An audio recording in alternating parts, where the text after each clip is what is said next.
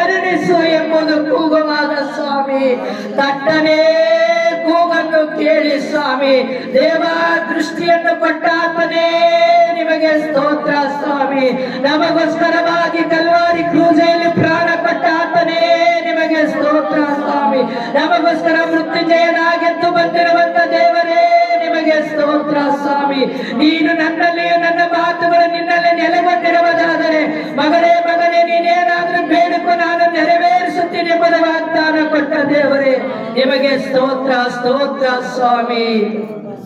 ಶಿಲುಬೆಯಲ್ಲಿ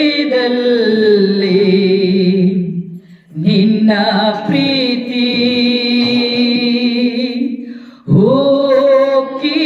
ಹೋಗಿಯರಿಯುತ್ತೆ ನನ್ನ ಮೇಲೆ. ಹೇಳೋಣ ಎಲ್ಲರೂ, ಶಿಲುಬೆಯಲ್ಲಿ ನಿನ್ನ ಪ್ರೀತಿ ಹೋಗಿಯರಿಯುತ್ತೆ ನನ್ನ ಮೇಲೆ. ನಿನ್ನ ಪ್ರೀತಿಗೆ ನಾನು ಯೋಗ್ಯನ, ನಿನ್ನ ಕರುಣೆಗೆ ಪಾತ್ರಳ. ಶಿಲುಬೆಯಲ್ಲಿ ನಿನ್ನ ಪ್ರೀತಿ ಹೋಗಿಯರಿಯುತ್ತೆ ನನ್ನ ಮೇಲೆ. ಎಷ್ಟು ಪ್ರೀತಿ ನಮ್ಮ ಮೇಲೆ ನೀನು ತೋರಿಸಿದೀಯ. ಅಲ್ಪರಾದ ನಮಗೋಸ್ಕರವಾಗಿ, ಅಯೋಗ್ಯರಾದ ನಮಗೋಸ್ಕರವಾಗಿಪ್ಪ. ಎಷ್ಟೋ ಜನರಿಗೆ ಒಂದು ಭಾಗ್ಯ ಇಲ್ಲ ಸ್ವಾಮಿ. ಅಪ್ಪ ನಮಗಾದ್ರೆ ಈ ಒಂದು ಶ್ರೇಷ್ಠವಾದ ಭಾಗ್ಯ ನೀನು ಕೊಟ್ಟಿದೀಯಪ್ಪ. ಇದಕ್ಕಾಗಿ ನಿಮಗೆ ಸ್ತೋತ್ರ ಸ್ವಾಮಿ. ಆ ಶಿಲುಬೆ ಮೇಲೆ ನೀನು ತೋರಿಸಿರುವಂತ ಅಪಾರವಾದ ಪ್ರೀತಿಗಾಗಿ ಸ್ತೋತ್ರ ಸ್ವಾಮಿ. ನೀರ ಚಿತಿಲೋ నన్ను చిక్కుకున్నవయ్యా, నీ కను దృష్టిలో నన్ను ఉంచావయ్యా. ఎడోడా నీ అరచేతిలో నన్ను చిక్కుకున్నవయ్యా, నీ కను దృష్టిలో నన్ను ఉంచావయ్యా. మహిమంతా నీకే చెల్లించును ప్రభువ, ఘనతంతా నీకే చెల్లించును ప్రభువ. మహిమంతా నీకే చెల్లించును ప్రభువ, ఘనతంతా నీకే చెల్లించును ప్రభువ. తల్లి అయిన తన బిడ్డను ఒక్కవేళ మర్చునో మర్చిపోవనేమో. చూడుము, నా చేతిలో నిన్ను చెక్కుకున్నా, నా కను దృష్టిలో నిన్ను ఉంచుకున్నా, నీ పాదము తొట్రెళ్ళకుండా నేను కాపాడతాని వాగ్దానం ఇచ్చిన నా యేసయ్యా, నీకు వేలాది కోటాది వందనాలప్పా. నీలా ప్రేమించేవారు ఎవరున్నారు స్వామి? నీలా రక్షించేవారు ఎవరున్నారప్పా? నీలా బోధించేవారు ఎవరున్నారు స్వామి? యేసయ్యా, నీకే స్తోత్రములు స్వామి, నీకే వందనాలు స్వామి, నీకే ఆరాధన స్వామి, నీకే మహిమ స్వామి, నీకే ఘనత స్వామి, నీకే గౌరవము స్వామి. నువ్వు ఉన్నవాడు స్వామి, తిరిగి రాబోతున్న దేవుడు ప్రభువా. దీన్ని బట్టి నీకు వందనాలప్ప, వందనాలు స్వామి, వందనాలప్ప, వందనాలు స్వామి. వెంటగా నీ ఊరలో నుండి నా ప్రాణాన్ని రక్షించావు, బలమైన రెక్కల కింద నాకాశ్రయమిచ్చావు. వెంటగా నీ నుండి నా ప్రాణాన్ని రక్షించావు, బలమైన రెక్కల కింద నాకాశ్రయమిచ్చావు.